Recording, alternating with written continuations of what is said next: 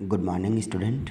आज अपन पढ़ेंगे मापन और मापन के लिए उपयोग में आने वाले यंत्र, मेजरमेंट एंड मेजरमेंट इंस्ट्रूमेंट, जो ये आपके एक्सपेरिमेंटल पार्ट का भी हिस्सा है, लैब का भी हिस्सा है। तो अपन ने अभी तक इतने लेक्चर में विमाएँ पढ़ी हैं, थोड़ा सा मापन के बारे में भी अपन ने डिस्कस किया था, मेजरमेंट के बारे में। तो एक्चुअल में मापन क्या है वो देखिए। अभी तक अपन ने पढ़ा है कोई भी भौतिक राशि क्यू है उसको अपन निम्नलिखित रूप से लिख सकते हैं, Q बराबर एन यू, जहाँ पर एन क्या है, यहाँ पर एन है आंकिक मान है भौतिक राशि का, और यू क्या है उस भौतिक राशि का मात्रक। तो किसी भी भौतिक राशि के मापन के लिए उसको अपन परिभाषित कर सकते हैं कि अतः है कोई भी भौतिक राशि Q के मात्रक के जो स्टैंडर्ड मान है, मानक मान है, उनसे तुलना करना। किसी भी भौतिक राशि Q के मात्रक के मानक मान से तुलना करना, यही मापन है। जैसे कि कहा जाए कि गुरुत्वाकर्षण जी का मान कितना है, स्मॉल जी का मान, तो अपन बुक्स में पढ़ते हैं कि स्मॉल जी का मान है वह 9.8 मीटर प्रति सेकंड स्क्वायर है, लेकिन वो एकदम सही नहीं है। तो अपन एकदम से कोई अच्छा और एक्यूरेट इंस्ट्रूमेंट लें या कैलकुलेशन करें जिसके द्वारा, बढ़िया इंस्ट्रूमेंट के द्वारा इसको मेजर किया जाए या एकदम से सही मात्रा में कैलकुलेशन की जाए सही तरीके से, तो इसका मान है वह 9.8 से आगे काफ़ी पॉइंट तक, लगभग 10 पॉइंट तक इसका मान निकाला जाता है। और रिसर्च में पता चला है कि अगर 10 की घात -9 या 10 लिमिट तक लिया जाए तो इसको गैल या मिली गैल के नाम से भी बुलाते हैं।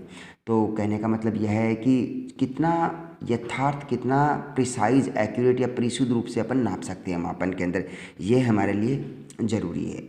अभी मापन की ज़रूरत क्या, किसी भी प्राणी की जीवन में मापन की ज़रूरत क्या है, या विज्ञान में मापन की ज़रूरत क्या है, साइंस में। तो देखिए, यह जो मापन है वो कोई भी साइंस हो, चाहे फिजिक्स हो, केमिस्ट्री हो, जूलॉजी, बॉटनी, इंजीनियरिंग, विज्ञान और तकनीकी की कोई भी शाखा हो, उसमें मापन बहुत ज़्यादा ज़रूरी है। और मापन यथार्थ व परिशुद्ध अर्थात एग्जैक्ट और प्रिसाइज मापन बहुत ही ज़्यादा ज़रूरी है, क्योंकि यह विज्ञान और तकनीकी का आधार है। अगर आप शुद्ध रूप से मापन नहीं करेंगे, मापेंगे नहीं, मेजरमेंट नहीं करेंगे, तो साइंस एंड टेक्नोलॉजी की उतनी ज़्यादा उन्नत हो ही नहीं पाएगी। वो सही तरीके से काम कर ही नहीं पाएगी, और सही तरीके से काम नहीं कर पाएगी तो जितने भी ह्यूमन बीइंग हैं, जितने भी इस वर्ल्ड में जो प्राणी सर्वाइव कर रहे हैं, जो जीवन निर्वाह कर रहे हैं, उनकी लाइफ है वो उतनी सरल नहीं होगी जितनी की है। तो किसी भी भौतिक राशि का यथार्थ व परिशुद्ध मान ज्ञात करना मापन का ही मुख्य लक्ष्य है। जो मेजरमेंट है उसका मेन टारगेट क्या है कि अपन कोई भी जो मापन कर रहे हैं, कुछ भी चीज़ नाप रहे हैं, वो कितनी सही तरीके से नाप रहे हैं। अभी इसके बारे में आपको डिस्कस करके बताया जाएगा। और इससे इस संसार में प्राणी मात्र का जो जीवन है वह सहजता से निर्वाह होता है। उसमें जो विज्ञान और तकनीकी है वह उन्नत रहती है, और उससे क्या है कि लाइफ है, जो जीवन है, वह बहुत ही सहज रहता है। अब इसका एक छोटा सा एग्जाम्पल लीजिए कि आपको कोई भी लंबाई का मान ज्ञात करना है। अगर लंबाई का मान ज्ञात करना है किसी भी इंस्ट्रूमेंट के लिए, कोई भी प्रोजेक्ट के लिए, डिज़ाइन करने के लिए, अगर आपको मापन के लिए कहा जाए कि आप इसे परिशुद्ध रूप से एकदम एक्यूरेट तरीके से और उसे आप नापिए, तो देखिए, सपोज कीजिए आपने नापा 3.7 सेंटीमीटर।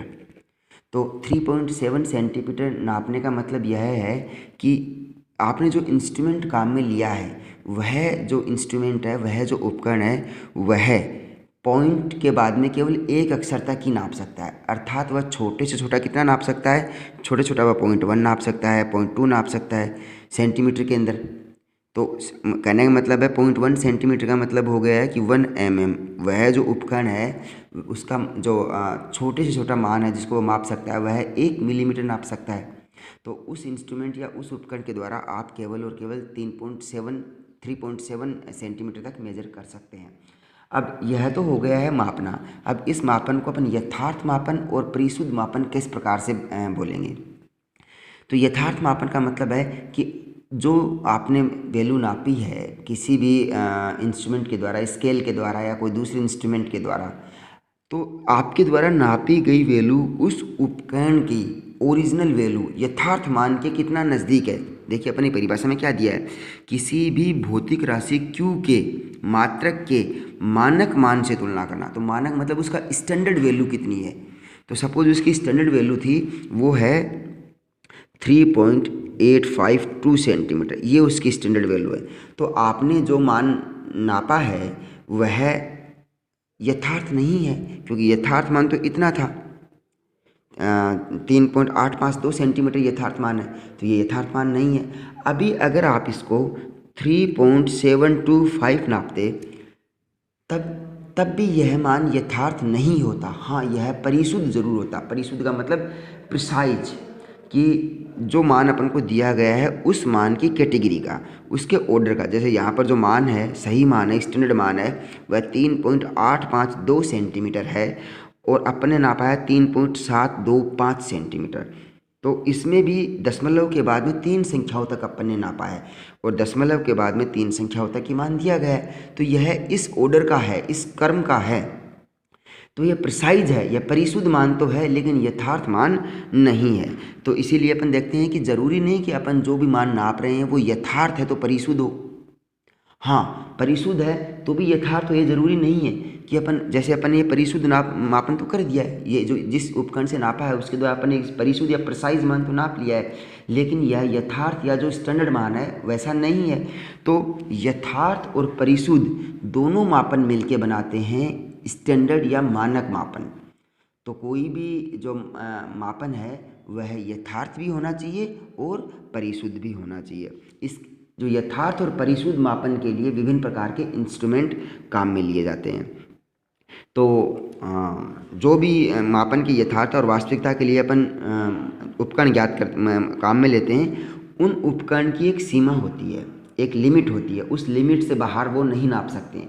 जैसे कि बाज़ार में काम में आने वाले जो स्केल अपन लेते हैं, स्टूडेंट्स स्केल काम में लेते हैं छोटी क्लासेस से लेके, तो आप स्केल देखते हैं तो उस स्केल के बारे में देखिए, मैं छोटा सा डायग्राम बनाता हूँ। वह स्केल है वह इस प्रकार से बना होता है।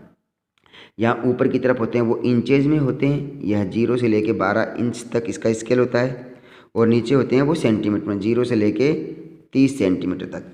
तो आप इस स्केल को देखेंगे गौर से तो सबसे पहले देखिए कि इसमें 0 दोनों हैं वो संपाती हैं, अर्थात 0 जिस तरफ से लिखे हुए हैं उस तरफ की लाइनें एक दूसरे के एकदम से आमने सामने हैं। लेकिन जब आप अंतिम लाइनें देखेंगे जहाँ पर 12 इंच लिखा हुआ है और जहाँ पर 30 सेंटीमीटर लिखा हुआ है, तो वो लाइनें हैं वो एकदम से एक दूसरे के संपाती नहीं है, वो कहीं आगे पीछे हैं। तो उससे पता चलता है कि ये जो स्केल है इसमें जो 12 इंच हैं वो बराबर नहीं है एकदम शुद्ध रूप से 30 सेंटीमीटर के, क्योंकि अपन को पता है कि एक जो इंच है वह 2.54 सेंटीमीटर के बराबर होता है, अर्थात वह 2.5 सेंटीमीटर से थोड़ा सा ज़्यादा होता है। इसीलिए देखते हैं कि जो इंच वाली लाइन है किसी भी स्केल में वह थोड़ी सी आगे होती है सेंटीमीटर की तुलना में। अब उस स्केल का सेंटीमीटर वाले भाग को आप गौर से देखिए, सेंटीमीटर वाले भाग को गौर से देखते हैं तो हर एक बड़ी लाइनों के बीच में बहुत सारी छोटी छोटी लाइनें होती हैं। तो आप गिनेंगे तो बड़ी लाइनों के बीच में, जैसे जो बड़ी लाइन है वो 1 2 3 4 5 इस प्रकार से सेंटीमीटर में नापती है। अब इनके बीच में छोटी छोटी लाइनें और खींची गई हैं जो कि और छोटा मापन करती हैं। तो उन छोटी लाइनों के बीच में जो खाने बने हुए हैं, जो डिवीज़न बने हुए हैं, आप उनको काउंट कीजिए, गिनिए। आप उनको काउंट करते हैं, गिनते तो देखते हैं कि वो 10 खाने हैं, 10 डिवीज़न है, अर्थात 1 सेंटीमीटर है वो 10 बराबर भागों में बांटा गया है। अब 1 सेंटीमीटर है, अगर उसको 1 सेंटीमीटर को मैं 10 भागों में बांटूँ तो एक जो भाग है 10 सेंटीमीटर को 1 सेंटीमीटर को 10 भागों में बांटा गया है। तो एक जो भाग है वो कितने सेंटीमीटर का होगा? एक जो भाग है वो जाएगा 1/10 सेंटीमीटर का। तो एक भाग का मान कितना हो गया है? 0.1 सेंटीमीटर। मतलब एक जो भाग है वह 1 मिलीमीटर का हो गया है, 1 mm का हो गया, स्मॉल mm के रूप में लिखते हैं, इसको ध्यान रखना। अर्थात जो अपन अपने रूटीन लाइफ में, जो दैनिक जीवन में जो स्केल काम में लेते हैं, जो मार्केट से खरीद के बच्चे पढ़ते हैं, देखते हैं, उसका जो न्यूनतम मापन, जो कम से कम मापन वो कर सकती है वह है 1 मिलीमीटर। तो उस स्केल का छोटे से छोटा मापन कितना होगा? 1 मिलीमीटर। तो किसी भी उपकरण के द्वारा सबसे छोटा मान जो मापा जा सके वह उस उपकरण का अल्पतमांक कहलाता है। तो देखिए, किसी भी मापन यंत्र की न्यूनतम सीमा को यंत्र का अल्पतमांक कहा जाता है। न्यूनतम सीमा मतलब वह है जो छोटे से छोटा मान माप सके, तो इसको आप अल्पतमांक की परिभाषा इस प्रकार से है, किसी भी मापन यंत्र के द्वारा वह छोटे से छोटा मान जो मापा जा सके वह उस उपकरण का अल्पतमांक या लिस्ट काउंट कहलाता है। इसको LC लिखेंगे यहाँ पर, लिस्ट काउंट या अल्पतमांक कहलाता है। हर एक उपकरण के लिए लिस्ट काउंट या अल्पतमांक अलग अलग होता है। जिस उपकरण का अल्पतमांक जितना छोटा होगा वह उपकरण किसी भी मापन को उतना ही ज़्यादा परिशुद्ध या प्रिसाइज रूप से नाप सकता है।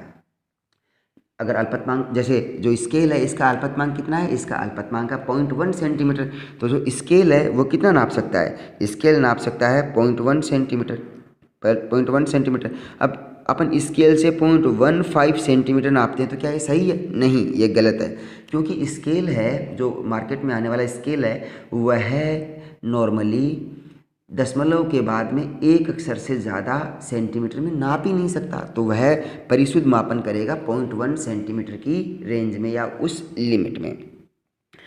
अब बात करते हैं अपन प्रिसाइज मापन, परिशुद्ध मापन और यथार्थ मापन, जो स्टैंडर्ड जो एक्यूरेट मापन है उसके लिए। तो देखिए, यथार्थ मापन वह है जो कोई भी उपकरण के द्वारा अपन सही नापते हैं। जैसे स्केल है, उस स्केल के द्वारा आपको कहा जाए कि आप 3.4 सेंटीमीटर नापो, तो आपने 3.4 सेंटीमीटर नाप दिया, वह है यथार्थ मापन। अब आपको जो चीज़ नापनी है, जिसको नापा जाना है, उसका जो मान है वह मान है 3.75 सेंटीमीटर। आपको जो दिया गया है मान वो 3.75 सेंटीमीटर है, तो आपने स्केल के द्वारा नापा कितना है, 3.7 सेंटीमीटर, क्योंकि उसकी लिमिट इतनी है। तो क्या आपने यथार्थ मापन किया? नहीं किया, क्योंकि जो यथार्थ मापन है वो दशमलव के बाद में 2 अक्षर तक मापा जाना था, तो आपने दशमलव के बाद में 1 अक्षर तक ही नापा है, तो आपने यथार्थ मापन नहीं किया है। तो यथार्थ मापन तो नहीं किया। क्या ये प्रिसाइज मापन है? प्रिसाइज मापन का मतलब है कि आप कोई भी ऐसा इंस्ट्रूमेंट लेते जो दशमलव के बाद में 2 अक्षर तक नाप लेता और आप उसे नापते 3.74 सेंटीमीटर, इतना नाप देते, तो आपको जो मान दिया गया है, जिसकी ओरिजिनल वैल्यू है, जिसका स्टैंडर्ड मान है, वह है 3.75 सेंटीमीटर, और आपने जिस उपकरण के द्वारा, जिस इंस्ट्रूमेंट के द्वारा मापन किया है उससे आपने नापा है 3.74 सेंटीमीटर। तो आपने उस उपकरण की रेंज में परिशुद्ध मापन तो किया है, लेकिन जो मान दिया गया था उस मान के जितनी वैल्यू तो नहीं है ना, हाँ उसके नज़दीक ज़रूर है, उसके निकट मान ज़रूर है, कि जो मान दिया गया है ओरिजिनल वह है 3.75 सेंटीमीटर और आपने उस उपकरण से नापा है 3.74 सेंटीमीटर। तो यह आपने उस उपकरण के द्वारा परिशुद्ध मापन तो कर लिया, लेकिन जो स्टैंडर्ड मापन है वह उसके नज़दीक तक ही पहुंचा, उतना नहीं पहुंचा है। अर्थात उस उपकरण के द्वारा आप चाहें तो 3.75 सेंटीमीटर नाप सकते हैं, लेकिन आपने प्रिसाइज मापन किया है, यथार्थ मापन नहीं किया है उसमें। तो ध्यान रखिए, किसी भी मान के लिए, कोई भी मापन के लिए यथार्थ मापन और परिशुद्ध मापन दोनों होने जरूरी हैं। यथार्थ और परिशुद्ध मापन होने के बाद ही वह मानक मापन या स्टैंडर्ड मान बन पाता है। और यह डिपेंड करता है, यथार्थ मापन और परिशुद्ध मापन है वह जो उपकरण है उस उपकरण के अल्पतमांक पर निर्भर करता है कि वह उपकरण का अल्पतमांक कितना है। अब देखिए, आपको कोई मान दिया गया है 0.123 यूनिट कुछ भी हो सकते हैं, सेंटीमीटर, मीटर, किलोमीटर या किलोग्राम, टेम्परेचर, कुछ भी मान लीजिए आप, भौतिक राशि। अब आप मापन कर रहे हैं इस यूनिट का। अगर आप इस यूनिट का मापन कर रहे हैं और आप केवल 2 अक्षर तक ही नापते हैं, तो आप 2 अक्षर तक नापते हैं तो आपने यथार्थ मापन उस उपकरण के द्वारा किया है, क्योंकि उसकी जो अल्पतमांक है वह 2 अक्षर तक का ही है। दशमलव के बाद में 2 पॉइंट तक ही नाप सकता है, तो आपने उसके लिए यथार्थ मापन तो कर दिया, लेकिन परिशुद्ध मापन नहीं किया। परिशुद्ध मापन का मतलब है कि जितनी संख्याएं दशमलव के बाद में हैं उतने तक मापन करना। तो उतने तक अगर आप मापन करते हैं तो वह यथार्थ मापन के साथ साथ में परिशुद्ध मापन भी होगा।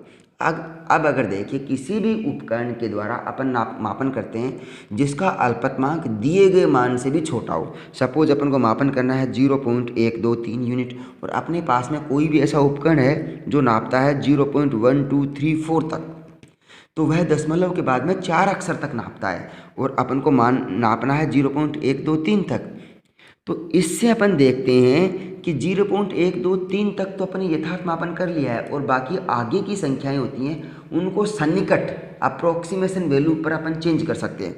अगर यह संख्या 5 से बड़ी है, यह संख्या 5 से बड़ी है तो अगली संख्या को 1 बना देगी और यह 5 से छोटी है तो उसको अपन नगण्य मान सकते हैं, इग्नोर कर सकते हैं। जैसे 4 5 से छोटा है तो इसको अपन 0.123 तक ही नाप सकते हैं। अगर यह 5 होता तो इसको अपन कर देते 0.124 कर देते, क्योंकि 5 है वो हट जाता और 3 को 1 बना देता। तो इसको अप्रोक्सीमेशन रूल भी अपन इसमें काम में ले सकते हैं, इसके लिए ये ज़रूरी है। तो अभी आपको देखिए पता चला, नॉर्मली आप जो इंस्ट्रूमेंट काम में लेते हैं वह है स्केल, फुटा, नपना। उसका जो लीस्ट काउंट है उसका अल्पतमांक वो कितना है, उसका अल्पतमांक है 0.1 सेंटीमीटर या 1 मिलीमीटर। बहुत सारी स्केल होती हैं जिनका जो अल्पतमांक है वह आधा mm भी होता है, 0.5 mm तक भी होता है। तो 0.5 mm की स्केल भी होती हैं जो थोड़ा सा और ज़्यादा प्रिसाइज मापन करती हैं।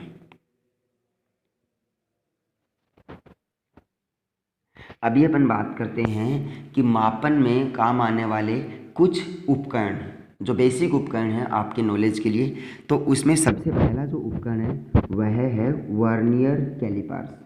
वर्नियर कैलिपर्स एक ऐसा उपकरण होता है जिसके द्वारा अपन लंबाई, चौड़ाई, व्यास, गहराई सब नाप सकते हैं। और यह जो स्केल है, जो फुट है, जो नपना है, उससे ज़्यादा प्रिसाइज मापन कर सकता है। तो यह किस प्रकार से मापन करता है ये है, आप अभी देखिए।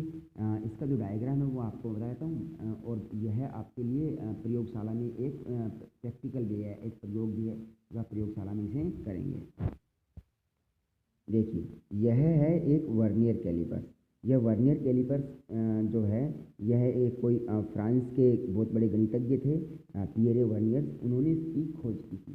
तो सबसे पहले देखिए कि इसका नाम कैलिपर्स क्यों है, क्योंकि इसके जबड़े हैं। देखिए कैलिपर्स का मतलब जबड़े। देखिए ये है एक जबड़ा है और यह है एक जबड़ा है। जब इसको बंद कर देते हैं, इस कैलिपर्स को अपन ऐसे बंद कर देते हैं, तो ये लाइनें हैं जो आपस में, ये जबड़े मिलेंगे तो इनकी जो लाइनें और ये जबड़े आपस में मिलेंगे तो ये लाइनें एक दूसरे के ऊपर संपाती होती हैं, बराबर होती हैं। तो इसके द्वारा अपन, इस हिस्से के द्वारा तो अपन बाह्य जो हिस्सा है, बाह्य व्यास है, मोटाई या बाहर की तरफ से वो ज्ञात कर सकते हैं। और इसके द्वारा अपन अंदरूनी व्यास है या अंदरूनी त्रिज्या है वो ज्ञात कर सकते हैं। और दोनों का अंतर ज्ञात करके अपन किसी भी जो इंस्ट्रूमेंट है उस इंस्ट्रूमेंट की मोटाई या उसकी चौड़ाई ज्ञात कर सकते हैं। अब इसके एक पत्ती लगी होती है नीचे की तरफ, तो ये जो पत्ती ई है इसके द्वारा अपन किसी भी जो अपने पास में मापने योग्य वाला जो भी मटेरियल है या जो भी अपने पास में इंस्ट्रूमेंट है उसकी अपन गहराई, किसी भी ऑब्जेक्ट की गहराई ज्ञात कर सकते हैं। तो देखिए वर्नियर कैलिपर्स का जो अपन उपयोग है वो कैसे करते हैं। वर्नियर कैलिपर्स के ऊपर देखिए कि स्केल नुमा पार्ट होता है। ये जो गहरा पार्ट है यह स्केल नुमा, एक फुट नुमा भाग होता है जिसके ऊपर सेंटीमीटर के अंदर कुछ मापन लिखा होता है। देखिए जो एम वाला हिस्सा है यह मुख्य स्केल के नाम से बोलते हैं अपन। तो इसमें देखिए 0 से लेके 10 सेंटीमीटर तक के लिए एक मुख्य स्केल बनाई गई है। तो 0 से लेके 10 सेंटीमीटर तक बनाई गई है। तो एक जो बड़ा खाना है, देखिए ये बड़ा खाना है, ये वाला बड़ा खाना, एक 9 से 10 के बीच का एक बड़ा खाना, यह नापता है कितना, 1 सेंटीमीटर। यह 1 सेंटीमीटर नापता है। 1 सेंटीमीटर के बीच में छोटे खाने कितने गिनिए, तो छोटे खाने जितना स्केल में होते हैं उतने ही हैं, 10 खाने हैं। तो जो एक छोटा खाना है वो कितना नापेगा, एक छोटा खाना नापेगा 1/10 सेंटीमीटर, तो 0.1 सेंटीमीटर अर्थात 1 mm। तो छोटा खाना है। वर्नियर कैलिपर्स का जो मुख्य पैमाना है, इसको मेन स्केल बोलते हैं, मुख्य पैमाना है, उसका अल्पतमांक कितना है, उसका होगा 1 मिलीमीटर या 0.1 सेंटीमीटर। अब आते हैं वर्नियर भाग पर। ये देखिए, ये जो जबड़ेनुमा भाग है इसका एक हिस्सा होता है जो ऐसे स्क्वायर भाग में कटा होता है और इसके ऊपर कुछ खाने बने होते हैं। तो जो खाने बने होते हैं ये है इसका वर्नियर पैमाना। अब देखिए वर्नियर पैमाने पर आपके ये डिपेंड करता है कि वर्नियर कैलिपर्स है उसके परिशुद्ध मापन या उसका अल्पतमांक कितना है। तो उसमें जितने भाग होंगे उतने ही ज़्यादा वह परिशुद्ध रूप से मापन करेगा। तो आप इसको गौर से देखिए कि इसमें जो भाग बने हुए इसमें देखिए कितने बड़े डिवीज़न है, एक बड़ा डिवीज़न, दो बड़ा डिवीज़न और तीन बड़ा डिवीज़न, अर्थात तीन बड़े खाने हैं। तीन बड़े खानों के बीच में छोटे डिवीज़न कितने हैं, 5-5 मिला के 15 हैं। तो 15 छोटे डिवीज़न हैं। ओके, तो 15 छोटे डिवीज़न हैं, वो संपाती होंगे। जब अपन नापेंगे तो इसमें से कोई एक नीचे वाली जो लाइन है वो ऊपर की किसी भी एक लाइन के साथ में मैच करेगी। एकदम से मैच करने का मतलब है देखो ऐसे ऐसे मैच करेगी। अगर ऐसे भी है तो वो मैचिंग नहीं है, एकदम आमने सामने मैच करेगी। तो जो लाइन मैच करती है इसमें, जो लाइन मैच करती है उसमें, इसमें नीचे वाली जो लाइन है ये वाली लाइन जिसको वर्नियर पैमाना बोलते हैं, और ऊपर की इन किसी भी लाइन से मैच करेगी, इधर किधर भी मापन करेंगे तो वो मैच करेगी। वही लाइन अपन काउंट कर लेते हैं कि वो कौन सी लाइन है वो मैच कर रही है। तो ये वर्नियर पैमाना हो गया। अब ये वर्नियर पैमाना है, यह प्रत्येक लाइन के लिए मैच करने के लिए ज़रूरी होगा कि इसमें कोई भी एक लाइन है वो कभी कोई भी लाइन मैच कर सकती है मुख्य पैमाने के साथ में। अर्थात ये जो 15 खाने हैं ऊपर के किसी भी एक खाने से मैच कर सकते हैं। अर्थात जो छोटे वाले 15 खाने हैं वो किसी एक खाने के लिए मैच करेंगे तो उसके समान है। इसका मतलब क्या हो गया कि इस वर्नियर कैलिपर्स का जो लिस्ट काउंट है, जो अल्पतमांक, वो कितना हो गया। मुख्य पैमाने का अल्पतमांक कितना था, मुख्य पैमाने का अल्पतमांक था 0.1 सेंटीमीटर, और वर्नियर पैमाने के अंदर भागों की संख्या कितनी है, 15। ये देखिए ये 15 ही भाग हैं इसमें, ये 15 भाग हैं, 5, 10, 15, तो 15 तो भाग दे दीजिए। तो 0.1/15 सेंटीमीटर या 10/15 mm या 2/3 mm या 0.06666 कंटिन्यू चलते रहेंगे और लास्ट तक ये 0.0667 mm अपन इसको मान सकते हैं। अगर 6 को मैं अप्रॉक्सीमेट लेता हूँ तो ठीक है। तो यहाँ पर जो वर्नियर कैलिपर्स है उसका अल्पतमांक है 0.67 मिलीमीटर। अगर यह खाने सपोज करो ये खाने 10 ही होते, इसमें देखो 1, 2, 3 दे के, तो इसमें केवल 2 ही बड़े खाने 10 ही होते, तो वर्नियर कैलिपर्स का अल्पतमांक कितना होता, 0.1/10, तो 0.01 mm सेंटीमीटर, तो 0.1 mm हो जाता। अगर 20 खाने होते तो 20 का भाग देते।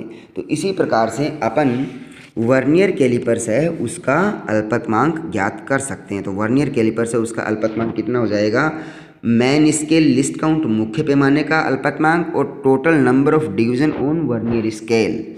तो जो वर्नियर पैमाना है उस पर कुल खानों की संख्या, कुल भागों की संख्या, सपोज करो उस पर कुल भागों की संख्या 20 है, 20, 10, 15, 30 कितने भी हो सकते हैं। वो डिपेंड करता है कि वर्नियर कैलिपर्स है वह कितना परिशुद्ध रूप से मापन करता है।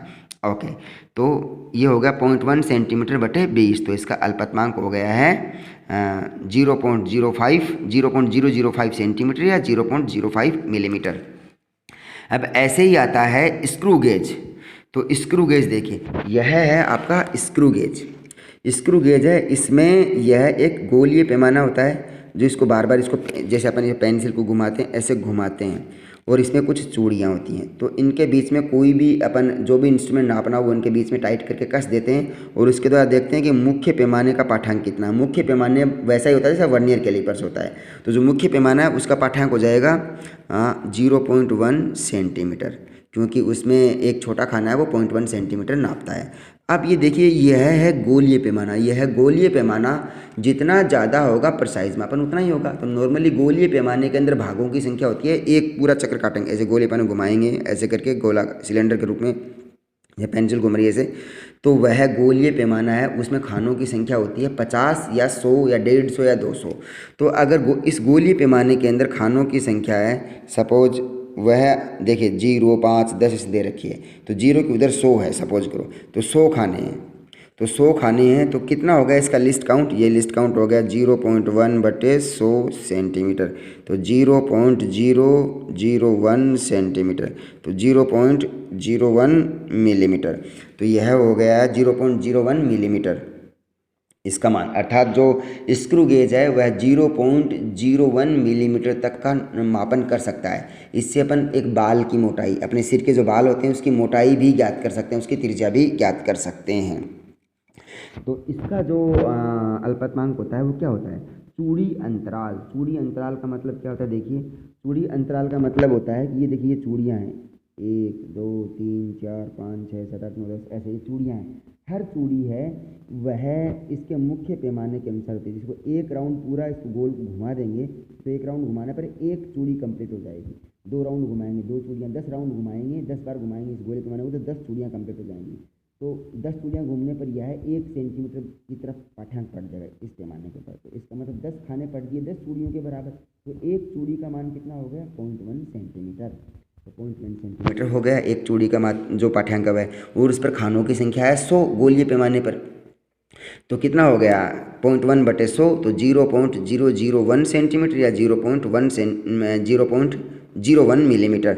यह हो गया है उसके लिए लिस्ट काउंट स्क्रू गेज के लिए। अब ठीक ऐसे ही इसके द्वारा अपन बारीक से बारीक चीज़ों की मोटाई ज्ञात कर सकते हैं, उनकी त्रिज्या ज्ञात कर सकते हैं। तो मतलब इसका नाम स्क्रू गेज, क्योंकि स्क्रू के सिद्धांत पर कार्य करता है। स्क्रू जिस प्रकार से घूमता है उसी प्रकार से कार्य करता है। और गेज का मतलब होता है किसी भी चीज़ की मोटाई ज्ञात करना। जो पतली चीज़ें होती हैं उनकी मोटाई नापने के लिए गेज का प्रयोग करते हैं, इसलिए इसका नाम हो गया स्क्रू गेज। अभी तीसरा इंस्ट्रूमेंट जो है उसको बोलते हैं स्फेरोमीटर या गोलाई मापी। जैसे सपोज कीजिए कि आपके पास में एक गोलाकार कोई वस्तु है, जैसे फुटबॉल है, कोई गोला है, कोई बॉल है, तो आप उसकी त्रिज्या ज्ञात कर सकते हैं, उसका व्यास ज्ञात करके। लेकिन अगर उस फुटबॉल, सपोज कीजिए ये फुटबॉल है, तो आप इसकी त्रिज्या कैसे ज्ञात करेंगे? इसकी त्रिज्या आप इसका व्यास ज्ञात करेंगे, उसका आधा कर देंगे। लेकिन अगर इसका एक छोटा सा भाग इतना काट के दे दिया जाए, बस इतना ही, ये ऐसे, और अब बताओ कि यह कितना बड़ा गोला बनाएगा या इसकी त्रिज्या कितनी होगी, तो उसको अपन कैसे नापेंगे? तो यह बन गया एक कर्व बन गया, इसको वक्र बोलते हैं, यह वक्रता रूप में हो गया। तो किसी भी वक्र की त्रिज्या ज्ञात कर सकते हैं अपन स्फेरोमीटर के द्वारा, गोलाई मापी के द्वारा। गोलाई मापी एक 3 टांगों वाला, समान त्रिभुज 3 टांगों वाला एक इंस्ट्रूमेंट होता है। वह भी पेच मापी की तरह स्क्रू के सिद्धांत पर ही या पेच के सिद्धांत पर ही कार्य करता है। देखते हैं इसको। देखिए, यह है गोलाई मापी। यह इसकी 3 टांगे हैं, 1 2 और 3, और यह इसका स्क्रू है, पेच। अब देखिए, इसको भी वापस इसको गोलाई रूप से घुमाते हैं। तो घुमाते हैं तो देखिए, जैसे जैसे घुमाएंगे तो ये तो हो गया एम मुख्य पैमाना। तो मुख्य पैमाना देखिए 0 ऊपर की तरफ या नीचे की तरफ, किधर भी घुमा सकते हैं। अगर इसको नीचे की तरफ घुमाते हैं तो वह क्या हो गया है, जो आपने जो कर्व ले रखा है, जो वक्रता ले रखी है, वो इस प्रकार से है, इस प्रकार से आप नाप रहे हैं। और अगर यह ऊपर की तरफ घूम रहा है तो इस प्रकार से है स्क्रू। ध्यान रखिए इस बात का। अब जब आप इसको घुमाते हैं, इस स्क्रू की चूड़ियाँ हैं जो 10 बार घुमाएंगे तो 10 चूड़ियाँ पूरी हो जाएंगी, अर्थात ये 10 खाने कवर कर चुका होगा। 5 बार घुमाएंगे तो 5 चूड़ियाँ, तो अर्थात हर चूड़ी का मान कितना होगा? 0.1 सेंटीमीटर। अब देखिए, 0.1 सेंटीमीटर एक बार घुमाने पर होता है। और इसमें गोलाई में कितने खाने हैं? इसमें 100 खाने हैं। ये भी डिपेंड करता है इस पर कितने खाने आए हुए हैं, 100 हैं, 50 हैं, 150 हैं, 200 हैं। जितने ज़्यादा खाने होंगे इसके गोलाई मापे पर, उतना ही यह परिशुद्ध मापन करेगा। तो इसके 100 खाने हैं, और एक चक्कर पूरा करने में 100 खाने घूम जाते हैं छोटे वाले, और 100 खाने घूमने पर कितना आता है? 0.1 सेंटीमीटर। तो इसका अल्पतमांक कितना हो गया? 0.1 सेंटीमीटर बटे 100। तो यह भी 0.01 सेंटीमीटर हो गया, या 0.01 मिलीमीटर। इसका लिस्ट काउंट हो गया है। अब तो इसमें भी अपन पेच मापी की जो अल्पतमांक है वो ज्ञात कर सकते हैं। वापस देखिए, यह भी जो अपना स्क्रू मापी है, स्क्रू गेज है, उसी की तरह यह पेच के सिद्धांत पर कार्य करता है। इसका भी जो लिस्ट काउंट है वह चूड़ी अंतराल बटे वर्ताकार पैमाने के कुल भागों की संख्या। चूड़ी अंतराल, हर एक चूड़ी के बीच का जो अंतराल, जो डिफरेंस है, 0.1 सेंटीमीटर है, और वर्ताकार पैमाने की जो संख्या है, भागों की संख्या वो 100 है। तो इसका भी जो लिस्ट काउंट है, अल्पतमांक वह 0.001 सेंटीमीटर या 0.1 मिलीमीटर हो गया है। गोलाई मापी के द्वारा आप किसी भी कर्व की त्रिज्या ज्ञात करते हैं तो वह हो गया r बराबर a² / 6h + h/2। ए क्या है, जो त्रिभुज बनता है तीनों टांगों के बीच का, उसकी भुजा। h जो ऊंचाई ज्ञात करते हैं वो इस प्रकार से अपन त्रिज्या ज्ञात कर सकते हैं। Thank you.